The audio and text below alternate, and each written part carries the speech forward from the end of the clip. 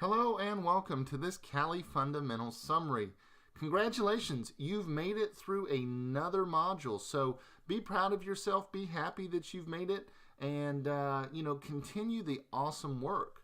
So let's go ahead and talk real quick about a few of the things that we've learned so far. And I mean, it is so much. You have learned so much. There's so much. There's just plus knowledge that you're gaining so far.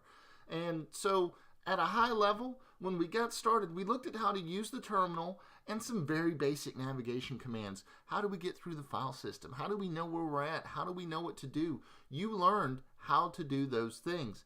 We discussed the file system hierarchy, some of the areas where things like ping might be stored, where there's some command syntax that if you're missing like ping or what have you there, then it may not work. We talked about all those things in the file system hierarchy standard, so that was awesome.